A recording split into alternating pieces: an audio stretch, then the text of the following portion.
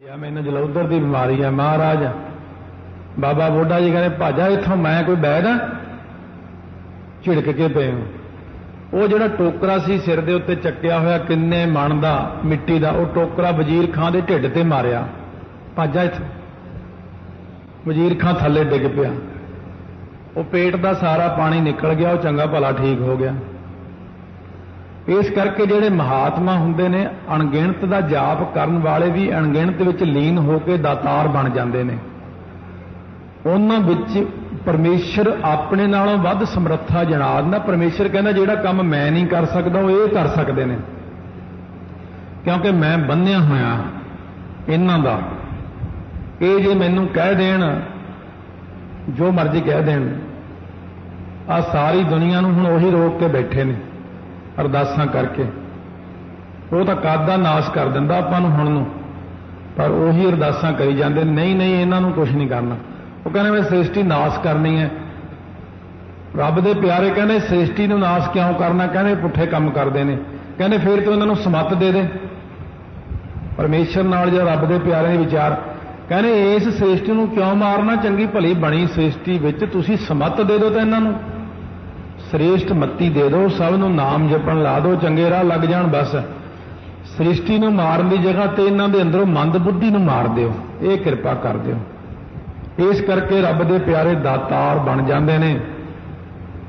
ब्रह्म ज्ञानी नाम की दात देनी शुरू कर सकता, वाहिगुरू का हुक्म हो जाए। जिवें दोदो राणी नूं गुरु नानक देव जी ने कहा सी, कहनी महाराज मेरे पति दोदे नूं फिर नाम कौन बख्शेगा। महाराज कहने असीं तैनूं बख्शिया, तू अपने पति नूं बख्शेंगी, तेरे पति नूं तेरे राही नामदान मिलेगा। इस करके दिंदे तो ब्रह्म ज्ञानी दे राही दिंदे तो आप ही हुंदे ने, पर दातार उहनूं बना दिंदे ने। ब्रह्म विद्या का दाता बन जाता, ब्रह्म विद्या दिंदा, नाम दियां दातां दिंदा, होर बड़ियां दातां, दुध की दात, पुत्र की दात, माया की दात, कल्याण देण लग पैंदा, क्योंकि उन्होंने वाहिगुरू ने अथॉरिटी देती कि तू दातार है, तू जिन्हों मर्जी तार दे, जिन्हों मर्जी डोल दे, तू जो मर्जी कर सकदा। इन्नी वड्डी समर्था किहनूं मिलदी है? असंख, जिन्हां ने असंख परमात्मा का असंख वारी जाप कीता बेगिणत होके, वो भी दातार पातशाह बन जाते हैं। जिसनों बख्शे सिफत सलाह नानक पातशाह ही पातशाह, पातशाह का पातशाह। दुनिया तिन्ना लोकां विच सारियां नालों वड्डा पातशाह विष्णु नूं मन्निया। पातशाही पातशाह, वो विष्णु वर्गियां दा भी पातशाह बन जाता। सारियां नालों श्रोमणी पातशाह ब्रह्म ज्ञानी हुंदा। वाहिगुरू तो है ही है पातशाह, पर उहदा जिहड़ा पुत्र ब्रह्म ज्ञान में चलिया गया, गुरसिख योगी जागदे माया अंदर करन उदासी, वो भी ब्रह्म ज्ञान का छतर प्राप्त कर लैंदा। असंख सूर मोह भगसार, अणगिणत सूरमे जिहड़े अणगिणत जाप करते हैं अणगिणत परमात्मा का, उन्हां दे अंदर सूरम गति आ जाती है। विषय विकारां नूं देख के वो डरते नहीं हैं, विषय विकारां नूं जित लैंदे ने। उन्हां दे अंदर सूर तो भाव सूरज आ जाता ज्ञान का। वो जिहड़े पहला आपां कथन कीते सी सूरमे, योध महाबली, फिर सूरमा जिहड़ा योधा सूरमा, फिर इस प्रकार आतरथी योधा। इस तरह ही जिहड़े संगत विच बह के श्रवण करते हैं ये योधे हैं। योधे जिहड़े संगत सुन के फिर चीज़ का मनन करते हैं वो महाबली हैं। जिहड़े उहनूं कमाउंदे ने, जिन्ना कुछ सुन के उहनूं कमाउण वाले ने, वो आतरथी योधे मन्ने जाते हैं। जिहड़े एक इंद्रियां नूं जित लैंदे ने वो सूरमे ने, जिहड़े मन नूं जित लैंदे ने वो महाबली ने, जिहड़े परमेश्वर की प्राप्ति होई कर लैंदे ने वो आतरथी योधे हुंदे ने। इस तरह के योधे इधर भी ने। महाराज ने आपां नूं स्पष्ट भी किया होया गुरबाणी दे विच, जाको हर रंग लागो इस युग में, सो कहियत है सूरा, आत्म जिणै सगल वसता कै, जाका सतगुर पूरा। सो जेड़े सूरमे जोधे नाम जपण वाले ने, वो जिहड़ा मोह है इहनूं भख सार, इहनूं खा जांदे ने, मोह नूं साड़ दिंदे ने, मोह नूं ते उचारण करते हैं परमेश्वर के नाम नूं, अणगिणत परमेश्वर के नाम नूं जपदियां होइयां मोह नूं साड़ दिंदे ने अपने अंदरों। की वो दूजियां विचों भी साड़ सकते हैं? हाँ, महाराज कहने दूजियां दे विचों भी मोह, काम, क्रोध, लोभ, मोह, हंकार नूं साड़ दिंदे ने, जो उन्हां 'च इन्नी समर्था हो जाती है। जिवें कोई महात्मा, उन्हां कोल बड़े साल किसी ने सेवा की, लंगर दी लांगरी रहा। एक दिन सारियां चाबियां महात्मा दे अगे रखतियां, कहण लग्या जी मैं चलिया। कहंदे कित्थे? कहंदे अपने घर, ब्याह शादी करवावांगे, घर रहांगे। कहंदे क्यों? कहंदे जी विषय विकार नहीं खैड़ा छड़ दे, इत्थे कोई गलती होगी बदनामी हो जाएगी। कहंदे ना भाई, ते तू तो सारा लंगर संभालिया होया, हुण तू चलिया जाएगा फिर बहुत औखा हो जाएगा। वो सिंह कहण लग्या फिर तुसी काम, क्रोध, लोभ, मोह, हंकार मेरे अंदरों खत्म कर दिओ, फिर मैं सेवा कर सकदा। महापुरुषां ने उहदे सिर ते हथ रखिया, कुछ चिर अखां बंद रखियां, कह लै भाई काम, क्रोध, लोभ, मोह, हंकार साड़ के सुआह करते तेरे अंदरों, भज जा, जाके लंगर की सेवा संभाल। तैनूं सारी जिंदगी काम, क्रोध, लोभ, मोह, हंकार नहीं सताउणगे, क्योंकि तेरे अंदरों मुका ही दिते ने। इस करके सतगुरु महाराज सच्चे पातशाह कहने रब दे प्यारे हुंदे ने, वो काम, क्रोध, लोभ, मोह, हंकार नूं आप साड़दे ने ते दूजियां दे अंदरों भी साड़ दिंदे ने, दूजियां नूं भी नाम जपण ला दिंदे ने। असंख सती असंख दातार विच एक साखी छोटी जी मैं छड्डण दी कोशिश की, पर वो बार बार सामने फेर आ जांदी। जिवें आपां कहने छतर झूलदा, जद एक बारी औरंगजेब नूं सुपना आया, सुता पिया सुपने च भंगी बन गया, आ गंदगी चक्कण वाला, सिर दे उत्ते गंदगी का टोकरा है, बरसात हो रही है, वो गंदगी के टोकरे चो सारी गंदगी चो चो के शरीर ते मूँह ते पई जांदी। ये सुपना आया नरंगे नूं। सतवें पातशाह नूं सुनेहा भेजिया सी उन्हें कि मैनूं इदां दा सुपना आया, इहदा मतलब की है? एक पासे कहना दारा शको जिहड़ा वो बड़े बड़े तखत दे उत्ते बैठा, चौर हो रहे ने, छतर झूल रहा, बड़े पहरेदार उहदे दुआले खड़े ने, वजीर खड़े ने, ये की देख रहा? महाराज सच्चे पातशाह कहंदे ये तैनूं अगला जन्म देखिया अपना। जिहड़ा दारा शको है ये ब्रह्म ज्ञान तक चलिया गया, ये सच्चा भगत बन गया है। पातशाही भगत जना को दित्तियन, पातशाही देती असीं उहनूं सच्ची, ते तू अगले जन्म दे विच भंगी बनेगा, गंदगी चक्कण वाला। ये सुन के हैरान होया सी। इस करके सतगुरु महाराज कहने जिहदे ते किरपा हो जे साडी, उहनूं असीं सच्चा तखत बख्शिश कर दिंदे आ। अब तो जय जाए चढ़े सिंघासन मिले है सारंग पानी, राम कबीरा एक भय है कोई ना सकै पछानी। अपने प्यारिਆਂ ਨੂੰ अपने बराबरी तख्त बख्शिश कर दिंदे ने, ये मेरा प्यारा है। ये भाई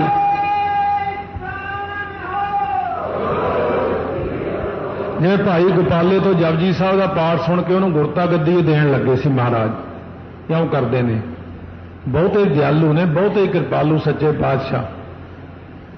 असंख सूर मोह भगसार, अणगिणत परमेश्वर का नाम जपण वालियां दे अंदर सूरज वांगू प्रकाश हो जाता है। वो मोह नूं साड़ के भखदे ने, भाव छकदे ने, वाहिगुरू वाहिगुरू वाहिगुरू नाम नूं ही छकी जांदे ने। असंख मौन लेव लाए तार, अणगिणत प्रकार दे परमात्मा, जिहड़ा अणगिणत प्रकार दा परमात्मा, अणगिणत प्रकार दीआं उहदीआं बोलियां, जिहदा नाम ही अणगिणत है। असंख नाम परमात्मा दा ही आ। जिन्हां ने असंख परमात्मा दा जाप कर लिया, उन्हां दी तेल धारावत समाधि अकाल पुरख दे जदों जुड़ जाती है तो अंदरों ही मौन हो जाते हैं। वो जिहड़े चार प्रकार के मौन आपां सुने सी, ਉਹਦੇ 'ਚ ਚੌਥਾ ਮੌਨ ਆਇਆ ਸੀ ਇੱਕ ਬ੍ਰਹਮ ਗਿਆਨ ਦਾ। ਉਹ ਇਹੋ ਜਿਹਾ ਮੌਨ ਹੁੰਦਾ ਹੈ ਕਿ ਅੰਦਰੋਂ ਹੀ ਸੰਕਲਪ ਵਿਕਲਪ ਖਤਮ ਹੋ ਗਏ। ਇੱਕ ਤਾਂ ਜ਼ਬਰਦਸਤੀ ਮੂੰਹ ਬੰਦ ਕਰਦੇ ਆਪਾਂ ਕਿ ਮੈਂ ਚੁੱਪ ਰਹਿਣਾ, ਚੁੱਪ ਹੈ ਚੁੱਪ ਨਾ ਹੋਵੇ ਜੇ ਲਾਏ ਰਹਾ ਲਿਵਤਾਰ। ਇੱਕ ਗੁੰਗ ਮੌਨ, ਜੜ ਮੌਨ, ਕਾਸਟ ਮੌਨ, ਇੱਕ ਗਿਆਨ ਮੌਨ। ਇਹ ਗਿਆਨ ਮੌਨ ਉਹਨਾਂ ਨੂੰ ਬ੍ਰਹਮ ਗਿਆਨੀਆਂ ਨੂੰ ਹੋ ਜਾਂਦਾ ਹੈ। ਉਹਨਾਂ ਦੇ ਅੰਦਰ ਕੋਈ ਸੰਕਲਪ ਨਹੀਂ ਰਹਿੰਦਾ, ਬੋਲ ਨਹੀਂ ਸਕਦੇ ਕੁਝ, ਸਮਾਧੀ ਲੱਗ ਗਈ। ਆਪਾਂ ਨੂੰ ਸੰਕਲਪ ਤੇ ਵਿਕਲਪ ਹੀ ਤਕਲੀਫ ਦਿੰਦੇ ਨੇ, ਇਹੀ ਬੋਲਣ ਲਈ ਮਜਬੂਰ ਕਰਦੇ ਨੇ, ਜਾਣ ਲਈ, ਖਾਣ ਲਈ, ਕਮਾਉਣ ਲਈ ਮਜਬੂਰ ਕਰਦੇ ਨੇ। ਜਦੋਂ ਬ੍ਰਹਮ ਗਿਆਨੀ ਦੇ ਅੰਦਰ ਸੰਕਲਪ ਨਹੀਂ ਰਹਿੰਦਾ, ਬਾਬਾ ਗੁਰਬਖਸ਼ ਸਿੰਘ ਜੀ ਰਾਮ ਕੌਰ ਅੰਦਰ ਕੋਈ ਸੰਕਲਪ ਨਹੀਂ ਸੀ ਰਹਿੰਦਾ, ਐਂ ਬੈਠੇ ਰਹਿੰਦੇ ਬਸ ਅੱਖਾਂ ਬੰਦ ਕਰਕੇ। ਸੇਵਾਦਾਰ ਨੇ ਪੇਟ ਨੂੰ ਰੱਸੀ ਬੰਨ੍ਹ ਕੇ ਦੇਖਣੀ ਵੀ ਰੱਸੀ ਹੁਣ ਢਿੱਲੀ ਹੋ ਗਈ।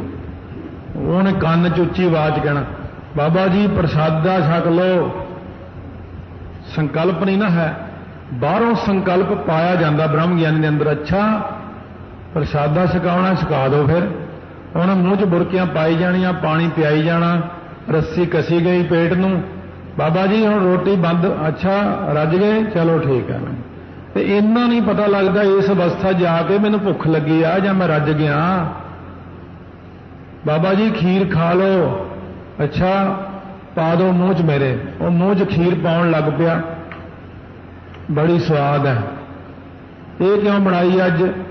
ਬਾਬਾ ਜੀ ਵਿਆਹ ਹੋਇਆ, ਬਾਬਾ ਜੀ ਖਿਆ ਹੋਇਆ। ਕਹਿੰਦੇ ਖਿਆ ਦਾ ਮਤਲਬ ਕੋਈ ਬੁੜਾ ਚੜ੍ਹਾਈ ਕਰ ਗਿਆ ਬਜ਼ੁਰਗ, ਉਹਦੇ ਨਿਮਿੱਤ ਖੀਰ, ਕੜਾਹ, ਲੱਡੂ, ਜਲੇਬੀਆਂ ਬਣਾਈਆਂ। ਅੱਛਾ ਭਾਈ ਕੋਈ ਨਹੀਂ, ਖਿਆ ਹੀ ਹੁੰਦੇ ਰਹਿਣ, ਕੋਈ ਗੱਲ ਨਹੀਂ। ਸੁੱਤੇ ਹੀ ਬਚਨ ਹੁੰਦਾ ਉਹਨਾਂ ਦਾ, ਕੋਈ ਸੰਕਲਪ ਨਹੀਂ। ਉਹਨਾਂ ਨੂੰ ਨਹੀਂ ਪਤਾ ਮੈਂ ਕੀ ਬੋਲ ਦਿੱਤਾ। ਇਹ ਰੋਜ਼ ਪਿੰਡ 'ਚ ਇੱਕ ਬੰਦਾ ਮਰ ਜਾਂਦਾ, ਕਈ ਦਿਨ, ਹਫ਼ਤਾ, ਰੋਜ਼ ਇੱਕ ਬੰਦਾ ਮਰਨ ਲੱਗਿਆ। ਕਹਿੰਦੇ ਕੀ ਗਲਤੀ ਹੋ ਗਈ? ਪਿੰਡ ਵਾਲੇ ਕਹਿੰਦੇ ਰੋਜ਼ ਇੱਕ ਬੰਦਾ ਮਰੀ ਜਾਂਦਾ। ਕਹਿੰਦੇ ਬਾਬਾ ਜੀ ਨੇ ਕਿਹਾ ਸੀ ਸੁਤੇ ਸਿੱਧੀ ਕਿ ਕੋਈ ਨਹੀਂ ਭਾਈ ਖਿਆ ਹੀ ਹੁੰਦੇ ਰਹਿਣਗੇ। ਕਹਿੰਦੇ ਰੋਜ਼ ਇੱਕ ਖਿਆ ਹੋ ਜਾਂਦਾ। ਕਹਿੰਦੇ ਹੁਣ ਕੀ ਕਰੀਏ? ਕਹਿੰਦੇ ਹੁਣ ਇੱਕ ਵਿਆਹ ਰੱਖੋ। ਫਿਰ ਇੱਕ ਵਿਆਹ ਰੱਖਿਆ, ਵਿਆਹ ਝਟਪਟ ਕਰਕੇ ਖੀਰ ਬਣਾ ਕੇ ਫਿਰ ਬਾਬਾ ਜੀ ਨੂੰ ਖਵਾਈ। ਇਹ ਖੀਰ ਕਾਹਦੀ ਹੈ ਇੰਨੀ ਸਵਾਦ? ਕਹਿੰਦੇ ਬਾਬਾ ਜੀ ਇਹ ਇੱਕ ਵਿਆਹ ਹੋਇਆ ਪਿੰਡ 'ਚ, ਉਹਦੇ। ਅੱਛਾ ਭਾਈ ਵਿਆਹ ਹੀ ਹੁੰਦੇ ਰਹਿਣ, ਰੋਜ਼ ਹੀ ਵਿਆਹ, ਰੋਜ਼ ਹੀ ਵਿਆਹ। ਲੋਕ ਅੱਕ ਗਏ। ਕਈਆਂ ਦੀਆਂ ਘਰਾਂ ਵਾਲੀਆਂ ਜਿਹੜੀਆਂ ਪਹਿਲੀਆਂ ਚੜ੍ਹਾਈ ਕਰ ਗਏ, ਉਹਨਾਂ ਦੇ ਹੋਰ ਵਿਆਹ ਹੋ ਗਏ। ਹੁਣ ਉਸ ਪਿੰਡ ਵਿੱਚ ਕੀ ਹੋਣਾ? ਉਹ ਇਹੀ ਚੀਜ਼ ਚੱਲੀ ਜਾਂਦੀ ਹੈ। 2 ਵਿਆਹ 3 ਵਿਆਹ, 2 ਵਿਆਹ 3 ਵਿਆਹ ਸਾਰਿਆਂ ਦੇ ਹੀ ਹੋ ਜਾਂਦੇ ਨੇ। ਰਮਦਾਸ ਪਿੰਡ ਹੈ ਇਹ। ਕਈ ਵਾਰੀ ਮਹਾਂਪੁਰਸ਼ ਹਾਸੇ 'ਚ ਕਿਹਾ ਕਰਦੇ, ਜੇ ਕਿਸੇ ਦਾ ਨਹੀਂ ਵਿਆਹ ਹੁੰਦਾ ਕਹਿੰਦੇ ਉੱਥੇ ਜਾ ਕੇ ਬਾਜੋ, ਆਪੇ ਹੋ ਜਾਊਗਾ। ਆਨੰਦਪੁਰ ਸਾਹਿਬ ਵੀ ਇਹੀ ਮਹਾਰਾਜ ਦਸਵੇਂ ਪਾਤਸ਼ਾਹ ਨੇ ਕੁਦਰਤੀ ਸੁਭਾਅ ਕੀ ਕਹਿੰਦਾ। ਕਹਿੰਦੇ ਮਹਾਰਾਜ, ਇੱਕ ਸਿੱਖ ਕਹਿੰਦਾ ਮਹਾਰਾਜ ਚੰਗੇ ਆਨੰਦਪੁਰ ਵਸਿਆ, ਸਾਡਾ ਤਾਂ ਨਿਆਣਿਆਂ ਦੇ ਵਿਆਹ ਹੀ ਨਹੀਂ ਹੁੰਦੇ। ਮਹਾਰਾਜ ਕਹਿੰਦੇ ਇੱਥੇ ਤਾਂ 2-2 ਹੋਇਆ ਕਰਨਗੇ। ਉਹ ਆਨੰਦਪੁਰ ਸਾਹਿਬ ਐਸਾ ਵਰ ਦਿੱਤਾ ਹੋਇਆ ਮਹਾਰਾਜ, ਬਹੁਤਿਆਂ ਘਰਾਂ 'ਚ 2-2 ਵਿਆਹ ਹੁੰਦੇ ਉੱਥੇ। ਸੋ ਇਸ ਕਰਕੇ ਬ੍ਰਹਮ ਗਿਆਨੀ ਅੰਦਰ ਕੋਈ ਸੰਕਲਪ ਨਹੀਂ ਹੁੰਦਾ। ਸੰਕਲਪ ਆਪਾਂ ਪਾਉਨੇ ਆ ਜਾ ਕੇ।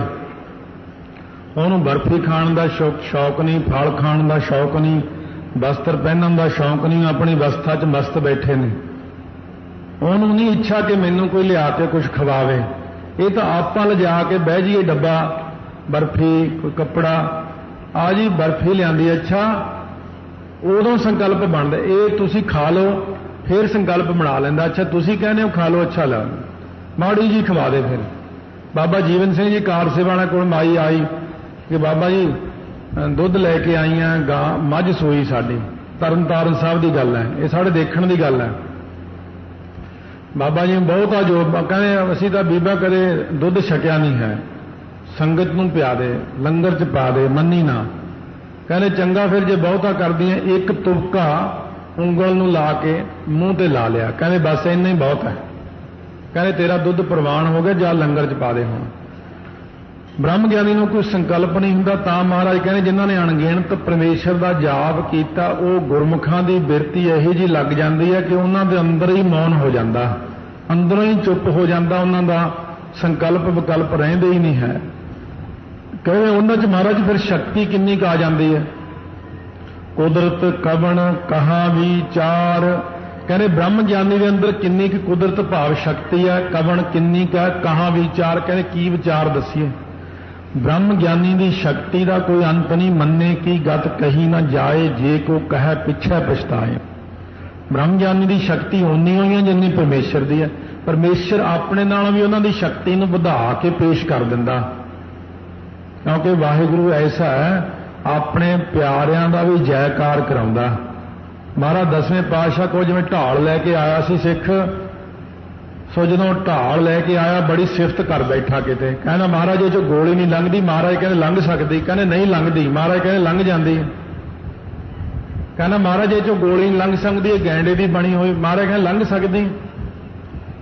फिर किसी सिख ने पिछों बाह माड़ी जी मारियो, महाराज नाल तू जिद करदा, कहने हाँ ले भी गलती हो गई, कहने महाराज ने तो गोली कढ़ देनी, ये तो पहाड़ पाड़ देन, तू अपनी ढाल नूं चक्की फिरदा। वो सिख कहना हुण की करा, उन्हें जाके 5 ਸਿੰਘਾਂ ਨੂੰ कड़ाह प्रसाद छकाता, कहते अरदास करो कि मेरी जिस काम ਲਈ मैं आया वो काम दे विच फतेह प्राप्त हो। 5 ਨੂੰ भी नहीं दस्या उन्हें भी की गल है, 5 ने तो अरदास करती। वो बड़े पहुंचे हुए महापुरुष, 5 गुरसिख बाणी पढ़न वाले। जद महाराज ने ढाल अगे रखी, सामने दरख्त नाल बनवा दी कस के, जद गोली मार दे ने तां नूं गोली चला दिंदे ने, कदे खब्बे चला सज्जे चला, 5-6 गोलियां चलाइयां महाराज ने। महाराज कहने की कीता सी बई, कहने कुछ नहीं जी, कहने कोई गल तां है। जद मैं पहली बार गोली चलाउण लग्या ढाल दे अगे, गुरु नानक देव जी आ गए, मैं गोली नहीं चला सकिया, मैनूं तां नूं गोली चलाउणी पई। फिर 9वें पातशाह आ गए, फिर होर पातशाह आ गए। ये कारण की है? महाराज कहने सच्ची सच्ची गल दस। कहने महाराज जब कल थोड़े नाल मेरी बहसबाजी होगी, मैं सोचा भी मेरी ढाल चों महाराज गोली कढ़ देणगे, मैं जी 5 ਸਿੰਘਾਂ ਨੂੰ कड़ाह प्रसाद छका के अरदास कराती। महाराज कहते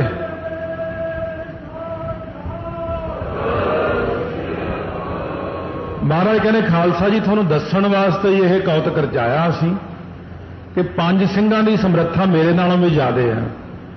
जब 5 ਸਿੰਘ अरदास कर देणगे तो असीं उन्हां दा वचन प्रवान करांगे, क्योंकि वो ढाल विचों फिर गोली नहीं महाराज ने कढ़ी। कहने बजा पाई तू हुण तां अरदास ही कराती। इस करके कुदरत कवन कहा विचार, उन्हां दी शक्ति दी विचार मैं की कह के दसां, वारिया न जावा एक बार। मैं तो उन्हां दा एक वाल भी नहीं कथन कर सकदा ब्रह्म ज्ञानी की अवस्था का।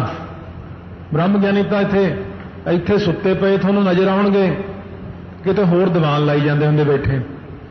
उत्थों दी संगत आके कहोगी ये तो कल साडे दीवान ला रहे सीगे उत्थे, आपां कहांगे नहीं ये तो कल किते गए ही नहीं गे, इउं झगड़ा भी पै जांदा।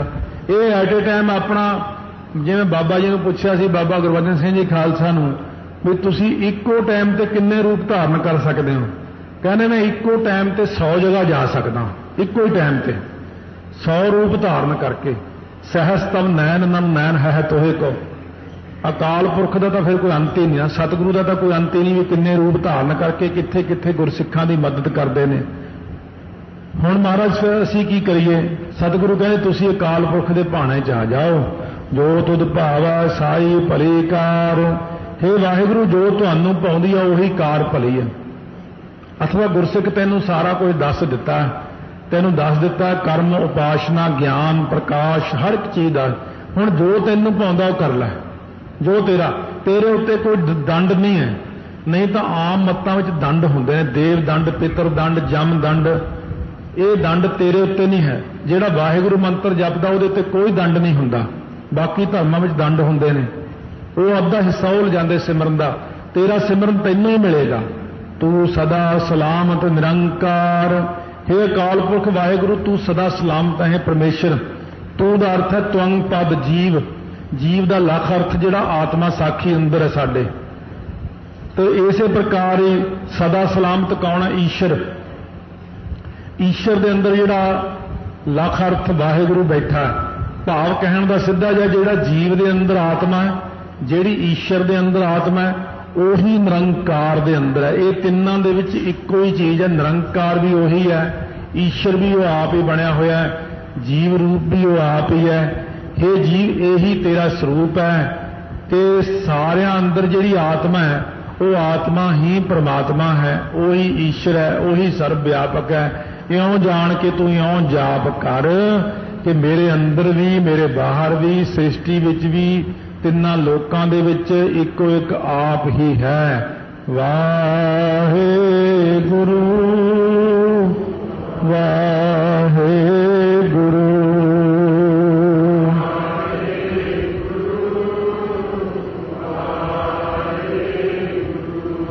वाहे गुरु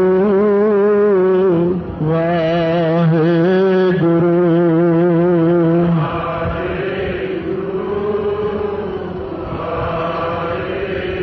प्यार सो आम तौर पर सतनाम इस करके कहा जाता भी हुण असीं वाहिगुरू कहना, सतनाम लाउणा इस करके उहदी उपमा हो जाती कि सच्चा नाम है वाहिगुरू। सो सतगुरु महाराज गुरु नानक देव जी बख्शिश कर रहे हैं अपने ते 17 पौड़ियां सरवण कीतियां हन। 18वीं पौड़ी श्री जपजी साहब की सरवण कर रहे हैं। सिद्धां ने बेनती की कि सानू हुण तामसी सृष्टि का कथन करके दसो। ਜਿਹੜੇ लोग तमो गुणी ने तामसी ने जिन्हां दा खाना पीना बोलना सौना सब माड़ा ही माड़ा है, उन्हां बारे जिक्र करदिआं महाराज कहते दुनिया विच असंख अणगिणत लोग मूर्ख हन। मूर्ख वो बंदा हुंदा है जिन्हों आपां समझाइए, उन्होंने समझाया समझ पैंदी है, अपने आप नहीं पता लगता, चलो समझ पै जाती है। एक मूर्ख अंध हुंदे ने जिन्हों आपां काफ़ी जोर ला के समझाइए, हाँ हाँ कर छड्डे पर उन्होंने समझ नहीं पैंदी, पर अगे चुप कर जाता, समझ तो पई नहीं, चलो हाँ हाँ कर छड्डी। एक मूर्ख अंध घोर,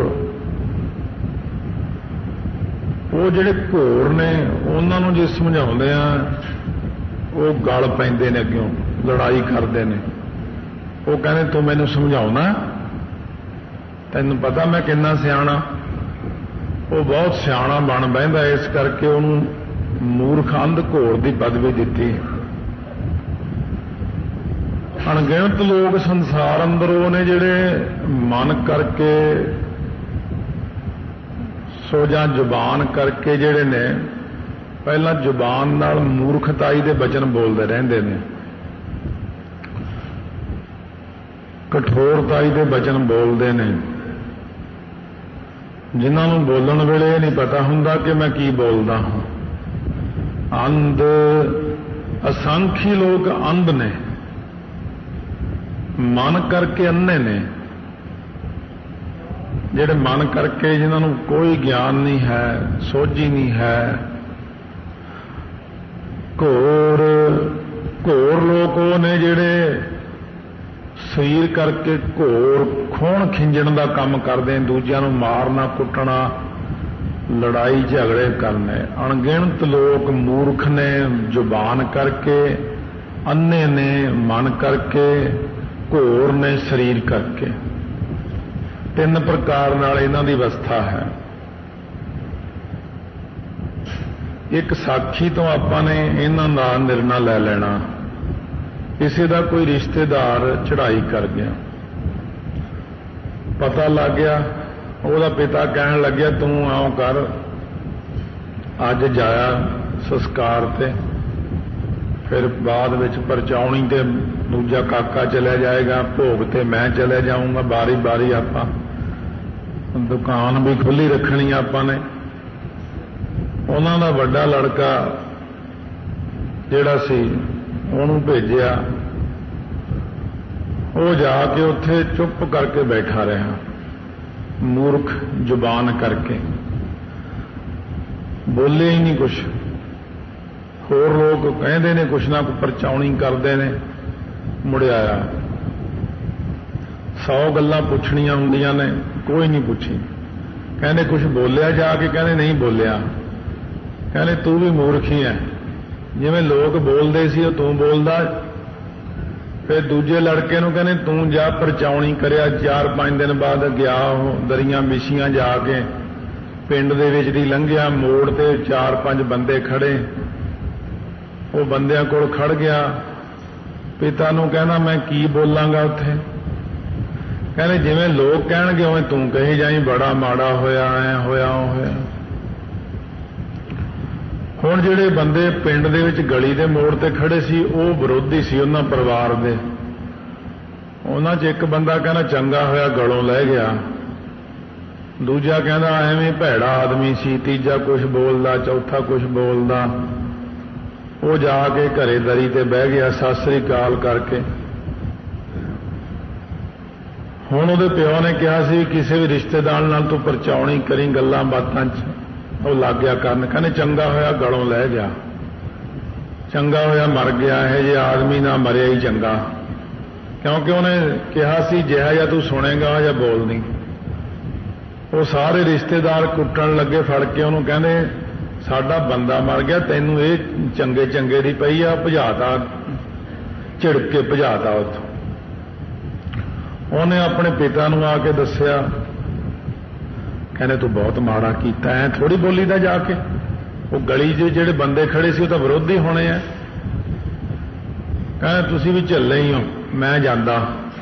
ਇਹ ਸੀਗਾ ਅੰਧ ਜਿਹੜਾ ਗਿਆ ਸੀ ਮਨ ਕਰਕੇ। ਹੁਣ ਜਦੋਂ ਭੋਗ ਤੇ ਪਿਤਾ ਗਿਆ ਤਾਂ ਉਹ ਖੜਾ ਹੋ ਗਿਆ, ਮੈਂ 1 ਮਿੰਟ ਲਈ ਮੈਂ ਸਮਾਂ ਚਾਹੁੰਦਾ ਹਾਂ, ਮੈਂ ਮੇਰੇ ਪੁੱਤਰ ਆਏ। ਪਹਿਲਾਂ ਤਾਂ ਕੁਝ ਬੋਲਿਆ ਹੀ ਨਹੀਂ, ਦੂਜਾ ਬੋਲਿਆ ਤਾਂ ਉਹਨੇ ਬਹੁਤ ਗਲਤ ਬੋਲਿਆ, ਮੈਂ ਸਾਰੇ ਰਿਸ਼ਤੇਦਾਰਾਂ ਤੋਂ ਮਾਫੀ ਮੰਗਦਾ। ਪਰ ਇਹ ਆ ਵੀ ਅੱਗੇ ਵਾਸਤੇ ਜਦ ਤੁਹਾਡਾ ਕੋਈ ਮਰੇਗਾ ਫਿਰ ਮੈਂ ਹੀ ਆਇਆ ਕਰਾਂਗਾ।